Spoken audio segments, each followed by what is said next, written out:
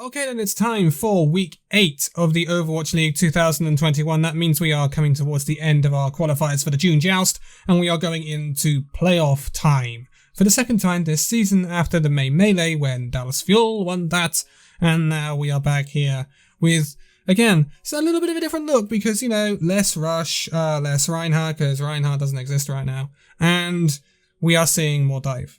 And this is going to change things up slightly. Some teams are having a little bit more success than others.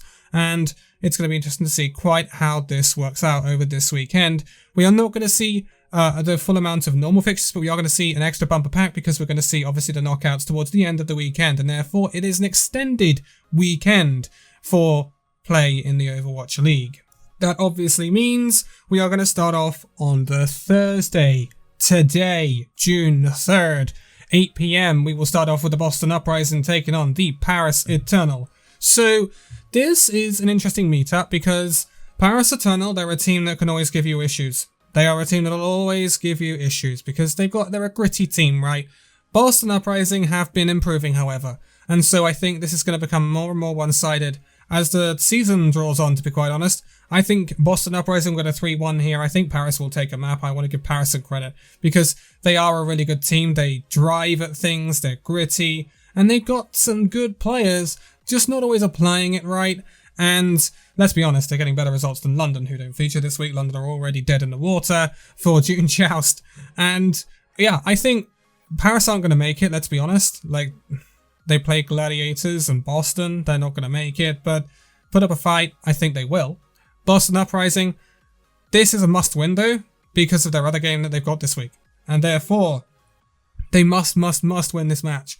And the better they win it, the harsher they win it, the bigger margin they win it by, the better for Boston Uprising. So ideally they need a 3-0, but I think it will be a 3-1.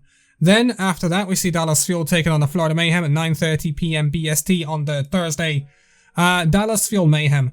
Now, if this was May Melee, I would say this would have been closer. However, I think the Dallas Fuel are going to have too much for Florida Mayhem. Dallas Fuel reeling after the loss of against the San Francisco Shock last weekend. I'm sure they do not want to make a habit of that. They do not want to make a habit of losing. So I think the bounce back from Fuel will be pretty strong. Mayhem, I do not think will be able to cope with it. Mayhem have looked a little bit under the weather this June Joust. It's fair to say. Considering its dive that we're seeing a lot of, that is very disappointing from a Florida Mayhem point of view. And there's a lot of work to be done, but I think this will be a 3-1 for the Dallas Fuel. I'll give Mayhem some credit and I think they'll get a map, but I'm not sure that they're going to get any more than that. I think Dallas Fuel should really then just sweep through. Control again can be a little bit of an erroneous one, so that could be where we see things go a little bit odd in these matches. Then moving on, we will go to the East region. This is when we chip over to the Friday 10 AM BST. We will see the Guangzhou Charge take on the Philadelphia Fusion. What is unique about this is the East region this weekend will take place at the Hangzhou Future Sci-Tech City Academic Exchange. That is, why did you name it that?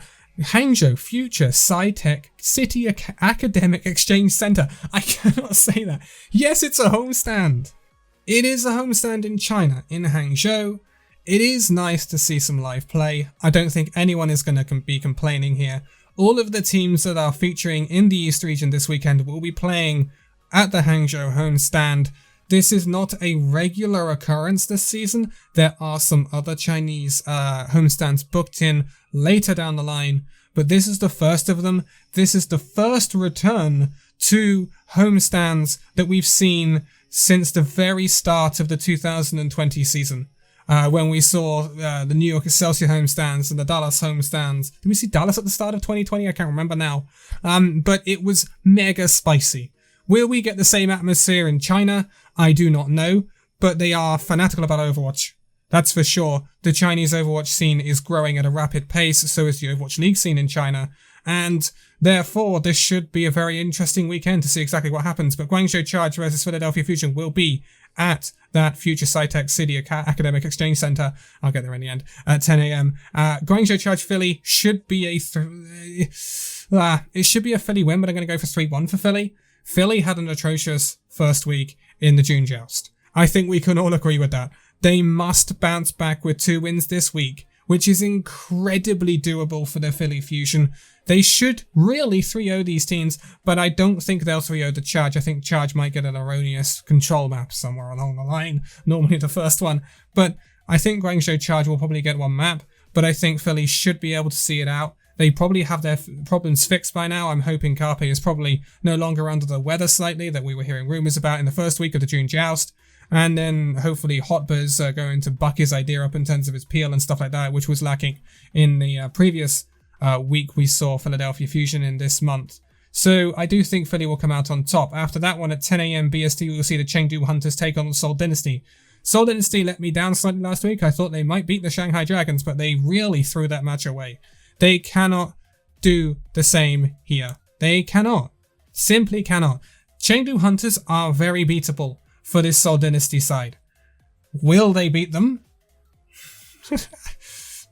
This Seoul Dynasty, you never know, do you? But if they play this hog gesture thing, I worry for this Seoul Dynasty. Please don't continue doing that. Just play the dive, just play the Orisa, and you will be fine. You will get past the Chengdu Hunters quite easily. However, I don't think it will be easy. It'll be a 3-2 for the Seoul Dynasty in my opinion. I do think Seoul will come out on top in the end. And I tell you what, if I back you this time and you let me down this time, Seoul, I will never forgive you. I will never forgive you. Okay, moving on. 1 PM on the Friday, BST, we will see the Immortals Valiant take on the Hangzhou Spark. Hangzhou Spark, big bounce backers for the June Joust, have been doing fantastically. It's great to see them really doing well with Shy on the hit scan. We love seeing that. Valiant are trash. They're still trash. And they may get something from Mo Lanran, or they may get something from Xiao Cheng. But Weyer has also been okay, but they're not good enough. They're just not good enough. Hangzhou Spark should get a 3-0 here. Anything else, Hangzhou Spark have kind of underperformed, in my opinion. In the current Hangzhou Spark state, they should just sweep away the Valiant. Simple as that. And then we move back to the West region on the Friday still. Also, there's an encore at 5:30 PM BST, so that's 10:30 AM, I believe, in EST, for the Valiant Spark match. I'm sure that will be a lengthy encore. Oh, I'm sure that will be a lengthy encore, and a lot of Americans will be watching the beautiful Immortals Valiant in action. Moving on. West region, 8 PM BST, we'll see the Boston Uprising take on the Los Angeles Gladiators. So this could be a lot closer than a lot of people expect. Boston have been improving a lot. Gladiators, they've improved a lot this June Joust as well after a poor melee. Boston have looked good with Gablesian though. We have to take that into account. By this point, Boston could already be qualified for the June Joust. And if that's the case, then that could lead to, this result being a little bit erroneous because Gladiators, this will be their first match of the weekend. I think Gladiators will get a win. I think it will be a very close match, however. I think it'll be a 3-2 for the Gladiators, but I think there's a little bit more experience, a little bit more pop-off to the Gladiators at times. However, it could easily swing the other way. I could easily see Boston going 4-0 this June Joust. So, yeah, it's a very difficult one to call, that one. I'm not going to lie. Very difficult. However, the next one, San Francisco Shock versus Vancouver Titans at 9:30 PM BST on the Friday, is not difficult to call. This would be a 3-0 for the San Francisco Shock. Anything else, I would be gobsmacked. And if Titans manage to get a win here, well, I don't know what to do with this league anymore if that happens. Yeah, I don't expect. Titans, this is the worst week they could possibly have come across, to be quite honest with you. With the Saturday fixtures coming up as well, it is the worst week they could have really run into. I really feel sorry for the Titans, but this should be a 3-0 for the Shock. They should have way too much quality for the Titans. But, the Titans will give it a good go. And as long as they do that, that's all you can ask for from a team like that. 11 PM BST, we'll see the Florida Mayhem take on the Washington Justice. This is... Mayhem. It is not great this weekend for Mayhem. They haven't got an easy fixture schedule. But the Mayhem, in my opinion, have to win this match. They have to win this match. The thing is, if they win this match, they will almost certainly dump Washington Justice out of the June Joust. However, if Washington Justice win this match, which again, they also must win this match, they will probably dump the Florida Mayhem out of the June Joust, considering the Florida Mayhem's other opponent being Dallas Fuel this weekend that we just talked about. The Mayhem have a better chance of beating Washington than Dallas Fuel. I think we could probably all agree with that. Washington looked atrocious in week 1 of the June Joust. They looked really bad in a meta that should favour them heavily. We need them to get the dive sorted out.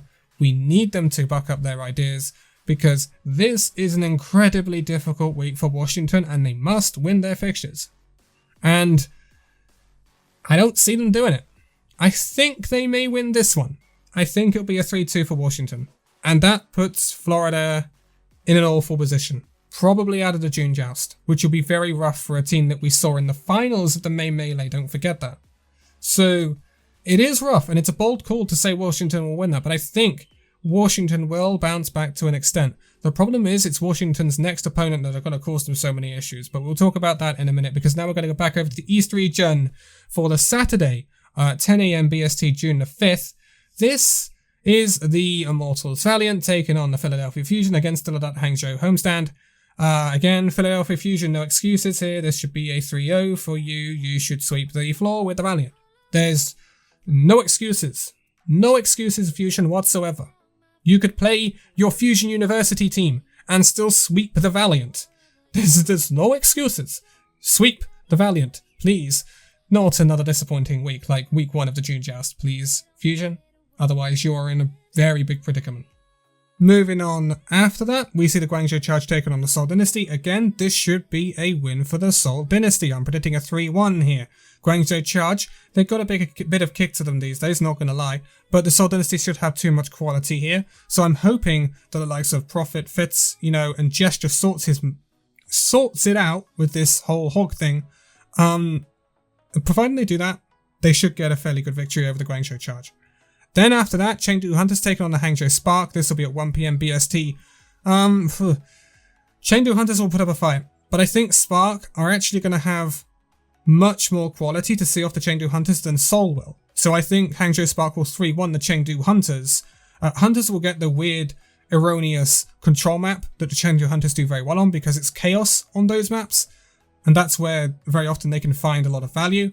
But on from that, they should be fine.